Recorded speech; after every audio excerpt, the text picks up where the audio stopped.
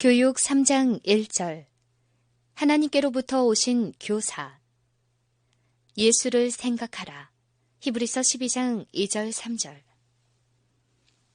그 이름은 기묘자라, 모사라, 전능하신 하나님이라, 영존하시는 아버지라, 평강의 왕이라 할 것임이라.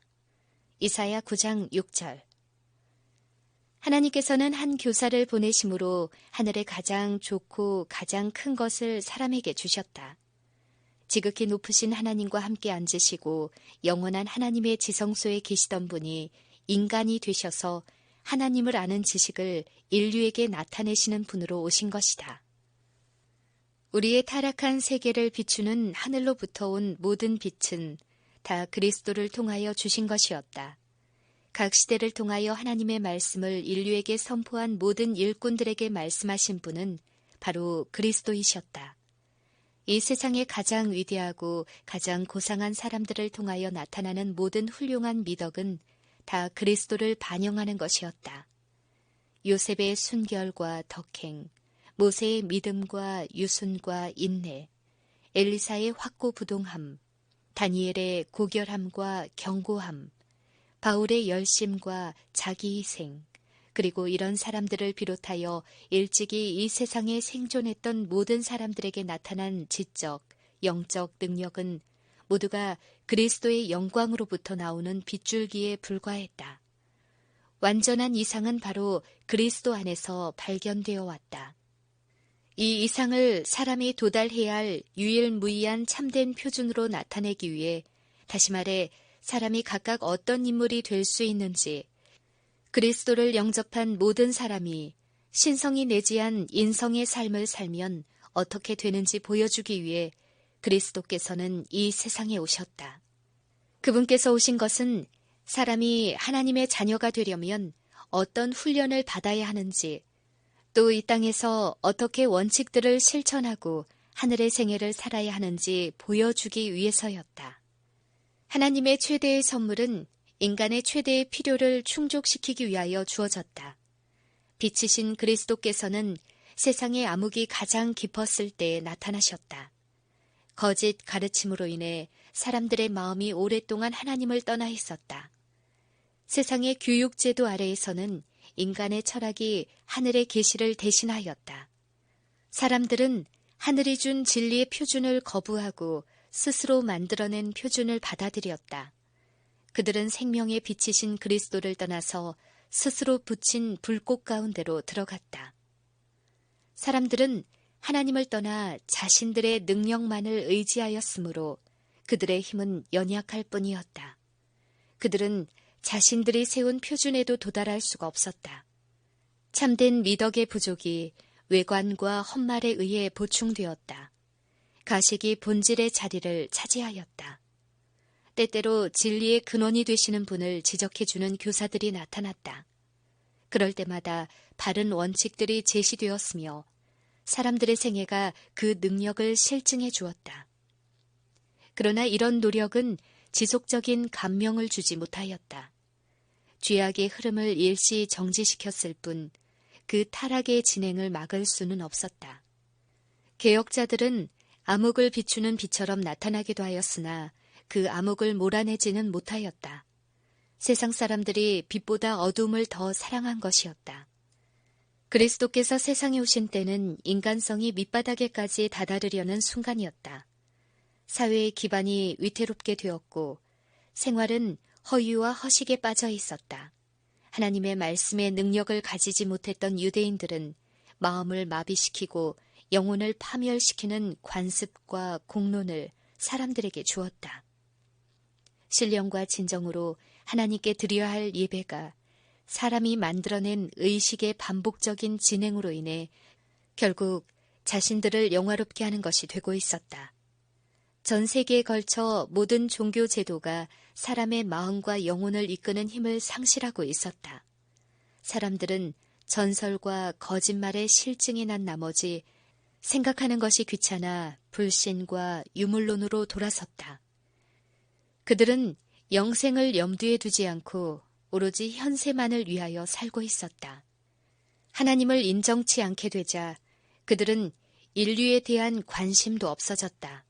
진실, 존경, 성실, 신뢰, 동정심 같은 것이 이 세상에서 사라져가고 있었다.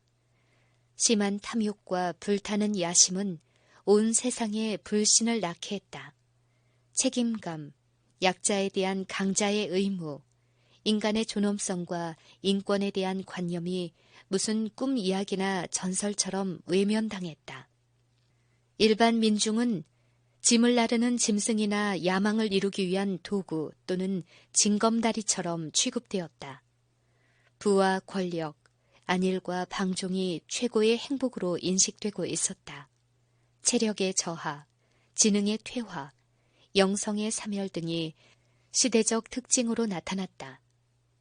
사람들의 악한 정욕과 목적은 그들의 마음에서 하나님을 몰아내게 했으며 급기야는 그분을 완전히 잊어버림으로 더욱 대담한 악을 행하게 되었다. 사람들은 죄를 선호하는 마음에서 하나님을 마치 그들 자신과 같은 속성을 가진 존재로 파악했다. 이러한 생각은 죄의 힘을 더욱 강화시켰다. 사람들은 제멋대로 해석했다. 그들은 하나님을 그들과 같은 분으로 알았다. 다시 말해 그분도 자신을 찬양할 목적으로 자신의 즐거움을 만족시키기 위하여 여러 가지 요구를 하시며 또 그 이기적인 목적에 도움이 되는 자는 취하고 방해가 되는 자는 버리는 분이라고 생각하였던 것이다. 하층 계급에 속하는 자들은 하나님을 그들의 억압자들과 똑같으나 다만 그 능력에 있어서 억압자들보다 더 강할 뿐이라고 생각했다. 이런 관념을 기초로 각종의 종교 형태가 형성되었다. 그것들은 모두 강제와 착취의 제도였다. 예배자들은 그들이 목적하는 일에 하나님의 은혜를 확보하기 위해 예물과 의식으로 그분과 화친하려고 하였다. 마음과 양심에 아무런 가마도 끼칠 수 없는 그런 종교는 형식의 연속에 불과하였으므로 사람들은 금방 실증이 나서 거기에서 무슨 이익이라도 얻게 되는 것이 아닌 한 그것에서 해방되기를 원하였다. 그리하여 악은 억제할 수 없을 만큼 성하였고 반면에 선한 것에 대한 인식과 욕구는 점점 희박해져 갔다. 사람들은 하나님의 형상을 상실했으며 그들을 지배하는 악마의 힘에 감명받았다. 전 세계가 부패의 온상이 되고 있었다. 이제 인류에게 한 가지 희망밖에 없었다. 그것은 이 불화와 타락의 덩어리 속에 새 누룩을 넣는 것, 다시 말해 새 생명의 힘을 회복시켜 세상으로 하여금 하나님을 아는 지식을 다시 가지게 하는 것이었다. 그리스도께서는 이 지식을 다시 가지게 하기 위해 오셨다. 그분은 하나님을 아노라고 공언하는 사람들이 그릇된 교훈에 빠져 있는 것을 바로잡기 위해 오셨다. 또 당신의 율법의 성격을 밝힘과 동시에 당신의 품성을 통해 성결의 아름다움을 나타내 보이려고 오셨다. 그리스도께서는 축적해 두셨던 영원한 사랑을 가지고 세상에 오셨다. 그분은 하나님의 율법을 곡해 하도록 만든 모든 부당한 요구들을 일소하시면서 그 율법이 사랑의 율법, 곧 하나님의 은혜의 표현임을 강조하셨다. 그분은 이 율법의 원칙들을 순종할 때 인류는 행복을 누리게 되고 동시에 그 사회도 안정을 가져오게 된다고 말씀하셨다. 하나님의 율법은 독단적인 요구와는 거리가 먼 것이다. 그것은 인류를 보호하기 위한 울타리와 방벽으로 주어진 것이다. 그 율법의 원칙을 받아들이는 자는 누구나 악으로부터 보호를 받는다. 하나님에 대한 충성심에는 사람에 대한 충성심도 포함되어 있다. 그리하여 율법은 모든 인생의 권리와 개성을 지켜준다. 그것은 위에 있는 자가 압제하거나 아래에 있는 자가 불복종할 때 이를 방지한다. 그것은 현세에서는 물론 내세에서도 사람의 행복을 보증한다. 율법은 그것을 순종하는 자에게 영원한 생명을 보장한다. 왜냐하면 대개 그것은 영원히 존속될 원칙들을 나타내 보이는 까닭이다. 그리스도께서는 거룩한 원칙이 사람의 마음을 개심시키는데 얼마나 큰 힘을 발휘하는지 보여줌으로써 그 가치를 실제로 증거하기 위하여 오셨다. 그분은 또한 이 원칙들을 전개시키고 적용시키는 방법을 가르치기 위하여 오셨다. 당시의 사람들에게 있어서는 모든 사물의 가치가 그 외관으로 결정되었다. 종교의 내면적 힘이 쇠하여짐에 따라 그 외면적인 허식이 성하게 되었다. 그 시대의 교육자들은 과장과 허세로 존경을 받으려고 노력하였다. 예수님의 일생은 이 모든 것들과 매우 현저한 대조를 보였다. 그분의 일생은 사람들이 소위 인생의 요긴한 일이라고 여기는 것들이 얼마나 무가치한 것인지를 실증하였다. 예수님께서는 너무나 보잘것없는 환경에서 탄생하여 시골 생활을 하셨다. 한 사람의 장인으로 세상에 이름 없는 근로자들처럼 미천한 생애를 사신 것이다. 그러나 이러한 조건과 환경 가운데서도 그분께서는 하늘의 교육 계획을 따르셨다. 작은 일을 과장하고 큰 일을 경시하는 당시의 학교를 예수님은 찾지 않으셨다. 그분께서는 하나님께서 지정해 주신 자료들을 통해 교육을 받으셨다. 유용한 일, 성경 공부, 천연계, 인생 경험, 다시 말해 스스로 손을 내밀고 눈을 떠서 이해하려고 하는 사람은 누구든지 충분한 교훈을 얻을 수 있는 하나님의 교과서들을 통해 직접 배우신 것이다. 아기가 자라며 강하여지고 지혜가 충족하며 하나님의 은혜가 그 위에 있더라. 누가복음 2장 40절. 이렇게 준비하신 예수님께서는 당신의 사명을 완수하기 위해 나아가셨다. 그분은 사람들과 접촉하시는 동안 끊임없이 상대에게 축복과 감화를 끼치고 그 마음을 변화시키는 능력을 가지셨는데 그런 일은 세상에 일찍이 없던 것이었다. 인간의 마음을 변화시키고자 하는 자는 먼저 인간성에 대해 알아야 한다. 사람의 마음은 동정, 신앙, 그리고 사랑을 통해서만 감동을 받고 향상된다. 이런 점에서 그리스도께서는 크신 교사로서의 자격을 구비하셨다고 말할 수 있다. 왜냐하면 일찍이 세상에 그분처럼 인간의 심령에 대하여 완전히 이해한 사람은 없었기 때문이다. 우리에게 있는 대제사장은 우리 연약함을 체휼하지 아니하는 자가 아니요 모든 일에 우리와 한결같이 시험을 받은 자로 돼 죄는 없으시니라. 히브리서 4장 15절. 여기에서 제사장은 보통 교사의 임무를 겸하였기 때문에 대제사장은 크신 교사를 뜻한다. 자기가 시험을 받아 고난을 당하셨은즉 시험받는 자들을 능히 도우시느니라. 히브리서 2장 18절. 그리스도만이 인간에게 닥치는 모든 불행과 유혹을 다 경험하셨다. 여인이 낳은 사람으로서 그분처럼 격렬한 유혹을 받고 세상의 죄와 고민의 무거운 짐을 진 사람은 아무도 없었다. 그분처럼 넓고 부드러운 동정을 가진 사람 또한 다시 없었다. 인간의 모든 경험을 맛보신 그리스도께서는 무거운 짐을 지고 유혹과 싸우는 사람들을 동정하시는 것으로 그치지 않으시고 그들과 함께 그 참 정상을 직접 경험하셨다. 예수님께서는 남에게 가르치신 대로 직접 실천하셨다. 그분께서는 제자들에게 내가 너희에게 행한 것 같이 너희도 행하게 하려 하여 본을 보였노라고 말씀하셨다. 그리고 내가 아버지의 계명을 지켰노라는 말씀도 주셨다. 이와 같이 그리스도의 말씀은 당신의 생활 가운데서 완전하게 실천되어 힘이 있었다.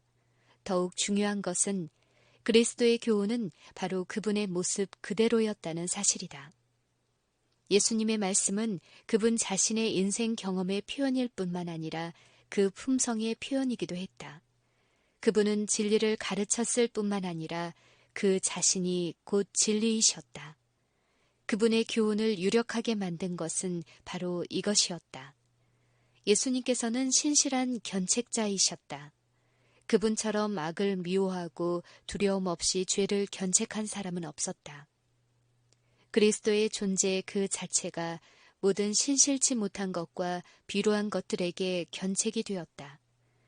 그분의 순결한 빛이 발할 때 사람들은 자신의 추함과 생애의 목적이 얼마나 비루하고 허위적인 것인지를 깨달았다. 그러나 예수님께서는 그들을 끌어당겨 붙드셨다. 인류를 창조하신 그분께서는 인간의 가치를 이해하셨다. 그분은 악을 일컬어 당신이 축복하고 구원하시려고 한 사람들의 원수라고 하였다. 그리스도께서는 모든 사람들에게 비록 타락하기는 했으나 하나님과 더불어 교제할 특권을 다시 가질 수 있는 그분의 자녀의 모습을 보셨다. 하나님이 그 아들을 세상에 보내신 것은 세상을 심판하려 하심이 아니요 저로 말미암아 세상이 구원을 받게 하려 하심이라. 그리스도께서는 타락과 고난 가운데 있는 인류를 보실 때에 절망과 멸망밖에 볼 수 없는 그곳에서 오히려 희망의 여지를 찾아내셨다. 그분께서는 구하는 마음이 있는 곳에는 어디나 향상될 기회가 있음을 인정하셨다. 시험을 받아 패배하고 기가 꺾여 자포자기한 영혼들을 예수님께서는 견책하는 대신에 축복으로 맞이하셨다. 산상설교 가운데서 주신 축복들은 전 인류를 향한 그리스도의 인사였다. 그분께서는 산상설교를 들으려고 모여든 군중을 보시는 순간 당신이 지금 하늘에 계신 것이 아니라는 사실을 잊어버리신 듯하였다. 그분은 빛의 세계의 친근한 인사 방법을 사용하셨다. 그리하여 예수님의 입술에서는 마치 오래 닫혀있던 샘에서 물이 솟아나듯이 축복의 말씀이 넘쳐나왔다. 야심적이고 자기 만족에 빠진 세상의 총아들에게서 눈을 떼시면서 그분은 아무리 가난하더라도 당신의 빛과 사랑을 갈구하는 사람은 복이 있는 자라고 선언하셨다. 마음이 가난한 자, 애통하는 자, 핍박을 받는 자들을 향하여 두 팔을 벌리시고 내게로 오라, 내가 너희를 쉬게 하리라고 말씀하셨다. 그리스도께서는 각 사람의 무한한 가능성을 인정하셨다. 그분은 사람이 당신의 은혜를 통해 하나님의 아름다움으로 변화될 수 있다고 보셨다. 희망을 가지고 사람들을 보신 그리스도는 그 희망을 사람들의 마음에 불어넣어 주셨다. 신뢰를 가지고 사람들을 대하신 그리스도는 그들의 마음에 신뢰감을 넣어주셨다. 그분께서는 사람의 참된 이상을 당신 자신의 생애에서 나타내시고 그 이상에 도달할 수 있는 희망과 신앙을 사람들의 마음에 깨우쳐 주셨다. 그리스도 앞에서는 멸시받고 타락한 영혼도 스스로 사람인 것을 깨닫고 자신이 그리스도의 관심을 끌 가치가 있음을 입증하려고 열망하였다. 거룩한 것들에 대하여 거의 죽은 듯이 무감각했던 많은 사람들의 마음에 새로운 자극이 일깨워졌다. 절망 상태에 빠졌던 많은 사람들에게 새로운 생애를 살 기회가 주어졌다. 그리스도께서는 사랑과 헌신의 띠로 사람들을 당신의 마음에 붙들어 매셨다. 또한 그분은 같은 띠를 가지고 사람들 사이를 연결시키셨다.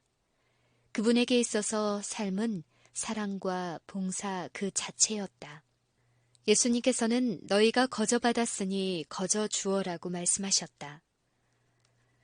그리스도께서 인류를 위하여 희생하신 것은 십자가 위에서만 하신 것이 아니다. 그분께서 두루 다니시며 착한 일을 행하실 때 겪으신 매일의 경험은 바로 그분의 생활이었다. 이러한 생애를 유지할 수 있는 길은 하나밖에 없다.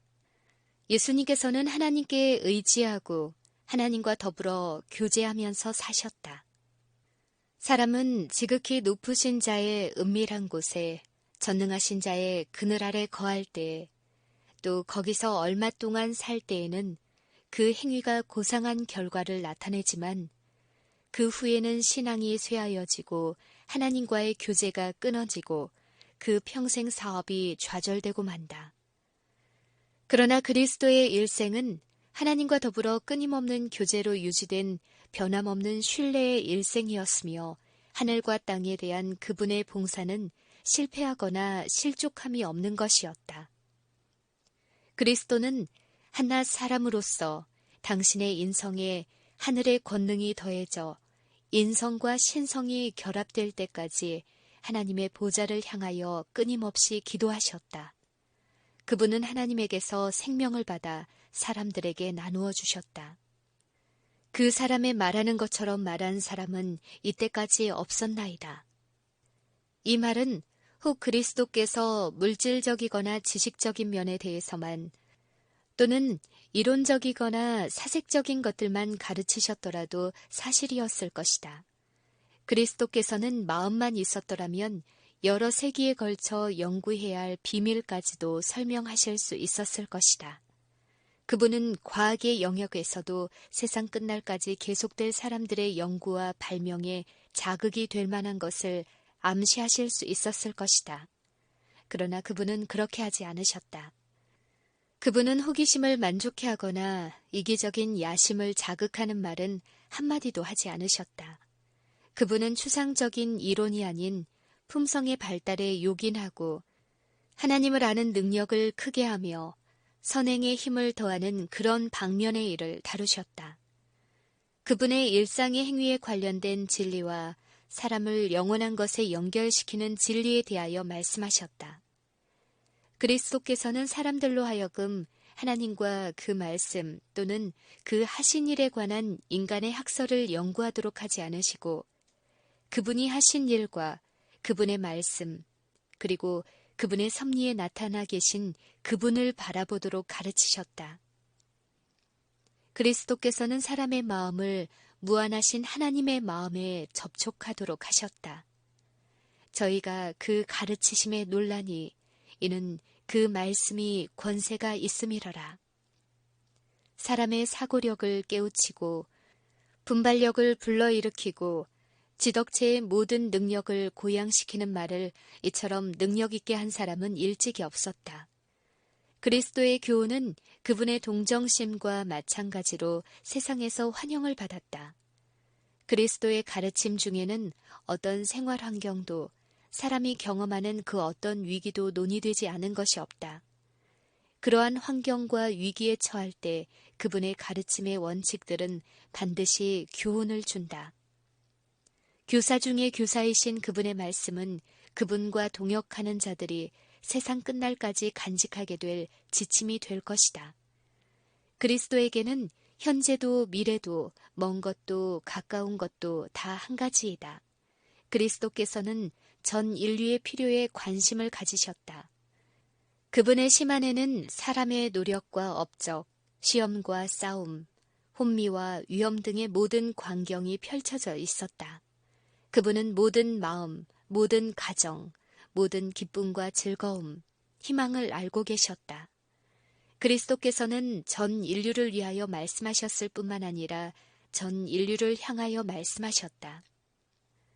인생의 초창기에 즐거움을 누리는 어린이에게, 열중하며 무엇을 하지 않으면 견디지 못하는 젊은이에게, 인생의 강장한 시기에 책임과 노고의 무거운 짐을 진 장년들에게, 약하고 피로한 노인들에게, 요컨대 모든 세대와 모든 지역의 전 인류에게 그분의 기별이 전해진 것이다.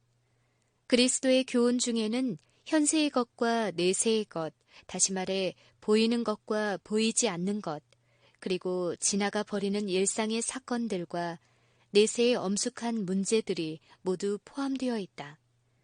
그리스도께서 이 세상의 사물을 영원한 것들의 다음 자리에 두신 것은 사실이다. 그러나 이 세상 사물의 중요성을 경시하신 것은 아니었다. 그분께서는 하늘과 땅은 서로 연결된 것이며 사람이 하나님의 진리를 아는 것은 그로 하여금 일상생활의 의무를 더욱 잘 이행하게 하는 것이라고 가르치셨다. 그리스도에게는 목적이 없는 것이 아무것도 없다. 아이들의 유희, 어른들의 수고, 인생의 즐거움과 염려와 고로 등 모든 것은 인류의 향상을 위해 하나님을 나타내는 이 한 가지 목적에 사용되는 수단들이다. 그리스도의 입술을 통하여 나온 하나님의 말씀은 새로운 힘과 새로운 의미를 가지고 사람들의 마음을 감동시켰다. 그리스도의 교훈은 피조물들을 새로운 빛 앞에 서게 했다. 천연계에 죄로 인하여 잃었던 빛의 광채가 다시 한번 빛이었다. 인생의 모든 현실과 경험을 통해 하나님의 교훈과 하나님과의 교제의 가능성이 나타났다. 다시 한번 하나님께서 세상에 사셨으니 이 세상은 그분의 사랑에 둘러싸였으며 사람의 마음은 그분의 임재하심을 인식하게 되었다. 하늘이 사람들에게 내려왔다. 사람들은 자신들에게 영원한 지식을 보여주신 하나님을 그리스도 안에서 깨달았다. 임마누엘, 하나님이 우리와 함께 계시다. 모든 교육의 중심은 하나님으로부터 보내심을 받은 예수님 안에 있다. 구주께서는 오늘날의 교육 사업에 대하여 당신이 1800년 전에 친히 이룩하신 사업에 대하여 하신 것과 동일한 말씀을 하신다. 나는 처음이요 나중이니 곧 산자라.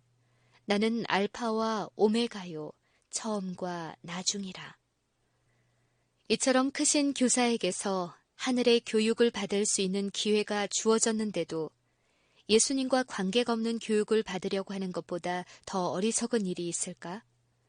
지혜로우신 하나님을 떠나서 지혜로워지려 하고 진리를 거절하면서도 진실하려고 하며 빛이신 하나님을 떠나서 가르침을 구하려 하고 생명이신 하나님을 떠나서 생존하려 하며 생수의 근원이신 분을 떠나서 물을 담을 수 없는 깨어진 물통을 만들려고 하는 것은 더없이 우매한 짓이다.